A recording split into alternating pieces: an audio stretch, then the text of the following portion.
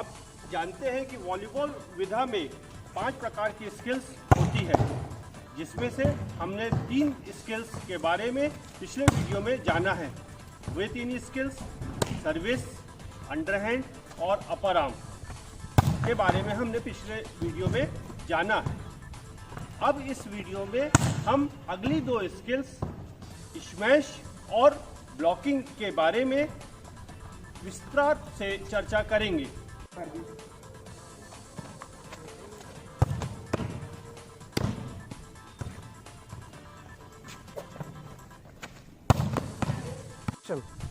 चौथी स्किल्स के बारे में हम आज जान रहे हैं। चौथी स्किल जो वॉलीबॉल में प्रयोग होती है वह है स्मैशिंग। यह वह स्किल है जो अपनी टीम के लिए विपक्षियों से पॉइंट लेने की प्रक्रिया को बताती है। यह इंग्लिश में अगर जाने तो इसे हम बोलते हैं अटैक। अटैक जितना अच्छा टीम का होगा, टीम के जीतने की संभावनाएं उतनी अधिक होगी। इसलिए टीम का अटैक होना बहुत अच्छा जरूरी होता है।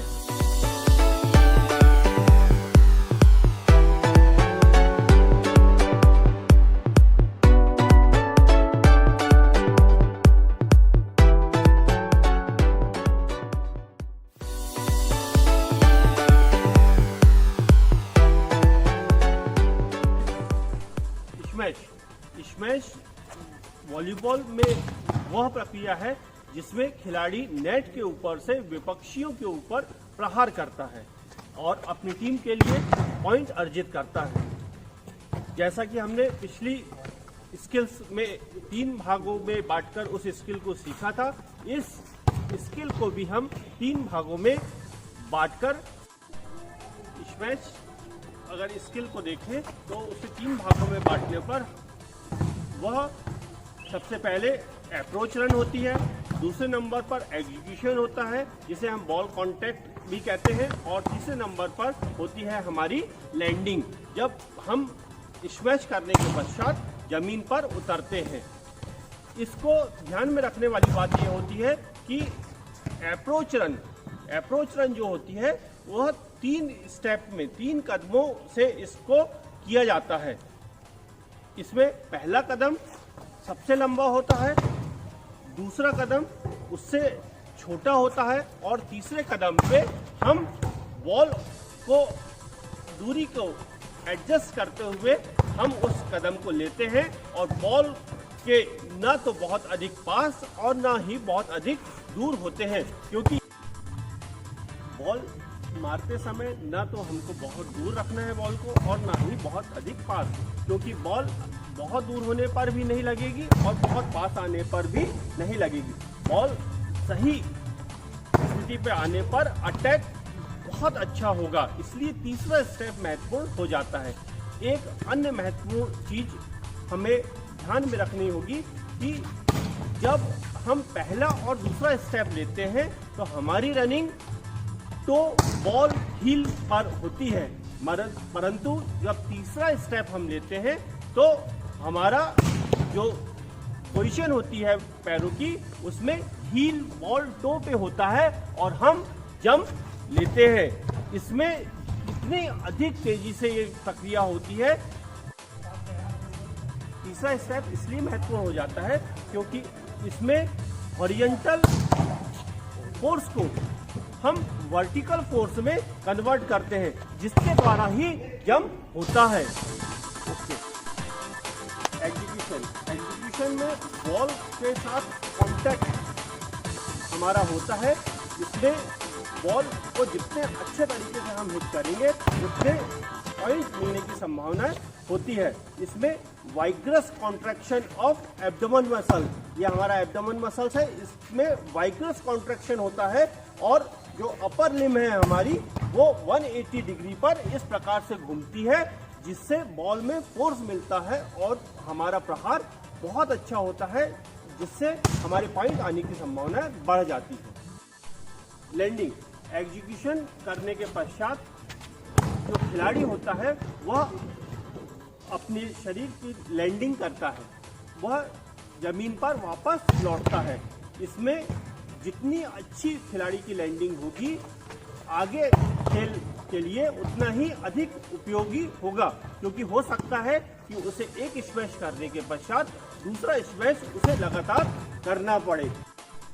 यदि स्मैश न भी करना पड़े तो भी जो विपक्ष की ओर से बॉल आ रही है उसे रिसीव करना, उठाना, ये सब प्रक्रियाओं के लिए उसे सचेत होना पड़ता है। इसके लिए लैंडिंग बहुत स्मूथ होना बहुत आवश्यक होता है। इसके लिए आवश्यक है कि हमारे जो पैर हैं वह लैंड करते समय चौड़े रहें, फैले रहें, क्योंकि एक नियम इसमें कार्य करता है, broader the base lower the CG more will be the stability. जितने पैर हमारे फैले रहेंगे, हमारे अगर कंधों की बराबर चौड़ाई के बराबर अगर ये फैले रहते हैं तो हमें आसानी से लैंड करना स्वाभाविक हो पाता है।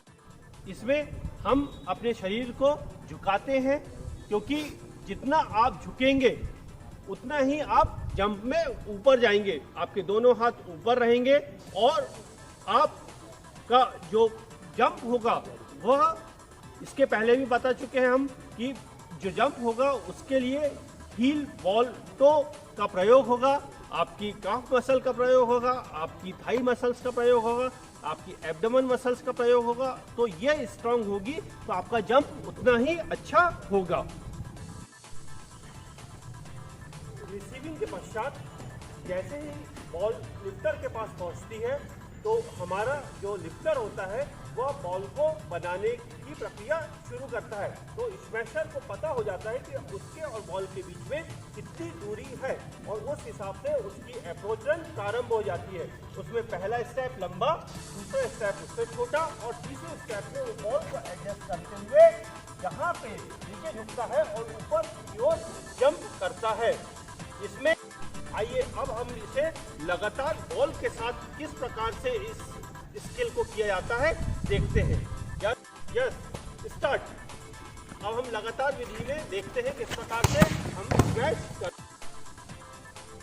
अच्छे स्मैश के लिए खिलाड़ियों में दो चीज़ों का होना बहुत आवश्यक है। पहला, खिलाड़ी का जंप अच्छा होना चाहिए और दूसरा, बॉल के साथ खिलाड़ी का कांटेक्ट अच्छा होना चाहिए। इसके लिए हमें जंप बढ़ाने के लिए जो आवश्यक बात होती है उसमें हमें एक्सरसाइज के द्वारा जो मसल्स हमारी इस जंप लेने में प्रयुक्त हो रही है उसका विकास करना होता है। इसमें जो मसल्स हमारी यूज़ होती है उसमें हमारी सबसे पहले काफ मसल होती है, दूसरी थाई मसल्स होती है और तीसरी होती है हमारी एब्डोमेन मसल्स। इन मसल्स को डेवलप करके हम अपनी एक्सप्लोसिव स्ट्रेंथ बढ़ाते हैं, जिससे हम अधिक से अधिक करारा प्रहार करके अपनी टीम के लिए अंक अर्जित कर सकें। जंप बढ़ाने के लिए हमें सबसे पहले रनिंग करना चाहिए। ज़्यादा से ज़्यादा अगर आप रनिंग करेंगे तो आपका शरीर की हर मसल मजबूत होगी, आपके शरीर में एजिलिटी आएगी और आपको दंड का उपयोग करना चाहिए, सिटअप्स लगाना चाहिए, पुलअप्स लगाना चाहिए और वह सभी एक्सरसाइज करना चाहिए जिससे हमारी काफ मसल, थाई मसल्स और एब्डोमेन मसल्स विकसित हो सके और उसमें अधिक से अधिक वह पावर से बॉल को हिट करने के लिए तैयार हो सके। जंप के बाद दूसरी चीज होती है बॉल के साथ खिलाड़ी का कॉन्टैक्ट। अगर हम बॉल को बहुत अच्छी तरीके से हिट कर पाते हैं तो निश्चित रूप से यदि आप लर्नर्स हैं और आपका जंप बहुत अधिक नहीं है और आपका कांटेक्ट बॉल के साथ बहुत अच्छा है तो भी आप अपने इस स्किल के द्वारा अपनी टीम को पॉइंट अर्जित करा सके हैं। अब हमें बॉल कांटेक्ट किस प्रकार से हमें अच्छा करना है, इसके लिए जो एक्सरसाइज करना होती है, जो तैयारी करना होती है वह होती है बॉल ट्रेनिंग। हम बॉल के साथ लगातार बॉल के नज़दीक जाकर उसे प्रैक्टिस करते हैं, जिससे कि हमारा और बॉल का कांटेक्ट अच्छा होता है, क्योंकि बॉल से अच्छा साथी कोई दूसरा नहीं है। उसका कारण है कि आप जितने फोर्स से बॉल को देंगे बॉल आपको उसी फोर्स से बॉल को वापस करेगी। तो आपको ये समझना होगा कि बॉल को किस फोर्स से हमें देना है ताकि हम आसानी से उसको दोबारा हिट कर सके। तो इस एक्सरसाइज के द्वारा हम अपने बॉल कांटेक्ट को बहुत अच्छा कर सकते हैं। बॉल ट्रेनिंग एक लर्नर्स के लिए बहुत आवश्यक ड्रिल होती है। इसके द्वारा वह अपने अंडरहैंड, अपना अपर आर्म व अपना स्मैश, वह सभी चीज़ें सुधार देता है, क्योंकि बॉल कांटेक्ट एक व्यक्ति के लिए, एक अच्छे खिलाड़ी के लिए अच्छा होना बहुत आवश्यक होता है। यदि हम स्मैश की बात करें तो आइए देखते हैं कि हमें अपने स्मैश के समय अपने बॉल कांटेक्ट को किस प्रकार से विकसित करना है ताकि हम अच्छा स्मैश कर सकें।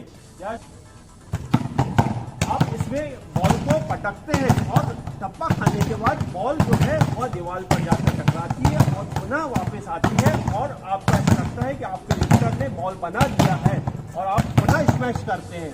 स्मैश करने के बाद फिर वो टप्पा खा के बॉल दीवार पे लगती है और आपको पुनः बॉल बनकर मिलती है। इससे बॉल कांटेक्ट जो है आपका बहुत अच्छा हो जाता है। इससे अच्छे विधि के द्वारा हम अपने बॉल कांटेक्ट को सीख सकते हैं।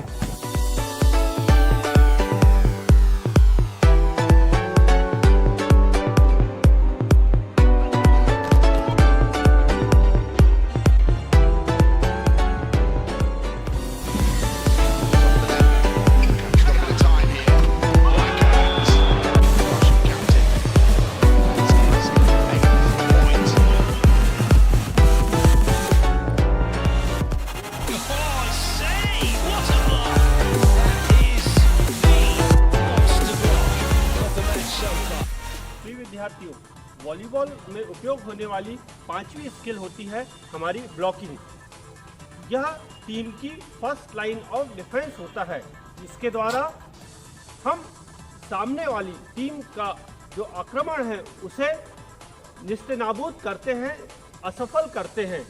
या ऐसा हो सकता है कि जब हम ब्लॉक कर रहे हैं तो वहां पर हम बॉल को डेड कर दें, यानी अपनी टीम के लिए पॉइंट अर्जित कर ले, या हम इतनी आसान बॉल कर देते हैं ब्लॉकिंग के द्वारा कि हमारी टीम आसानी से रिसीव करती है और पुनः अटैक करके अपनी टीम के लिए पॉइंट लेने के लिए तैयार हो जाती है। इसलिए ब्लॉकिंग स्किल टीम की अच्छी होना बहुत आवश्यक है।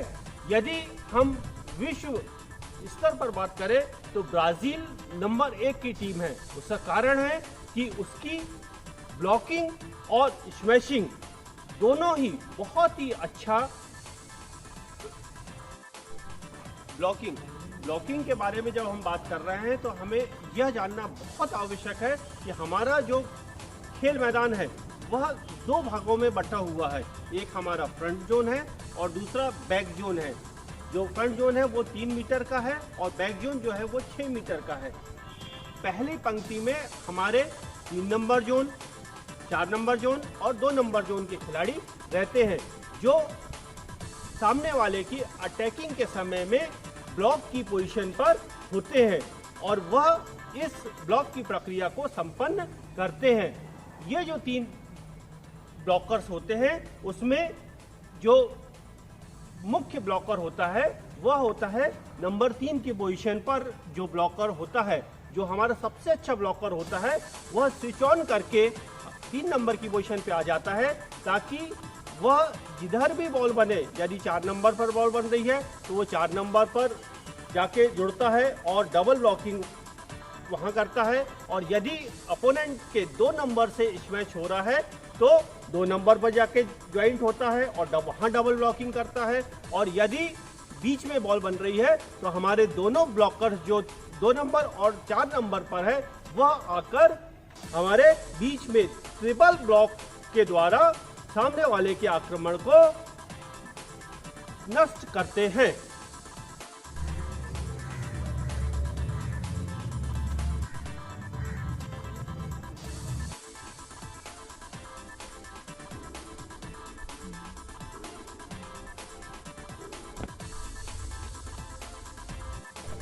तो प्रिय विद्यार्थियों, आज के इस वीडियो में हमने वॉलीबॉल की 2 स्किल्स के बारे में सीखा, स्मैशिंग और ब्लॉकिंग। ये दोनों स्किल्स निश्चित रूप से आपको समझ में आई होगी। ध्यान से इस वीडियो को देखें और आयुक्त आदिम जाति कल्याण विभाग मध्य प्रदेश की मंशानुसार आप अच्छे खिलाड़ी बन सके, ताकि आप अपने विभाग का और अपने प्रदेश का नाम गौरवान्वित कर सके। इसी के साथ जय हिंद, जय भारत। मिलते हैं अगले वीडियो में।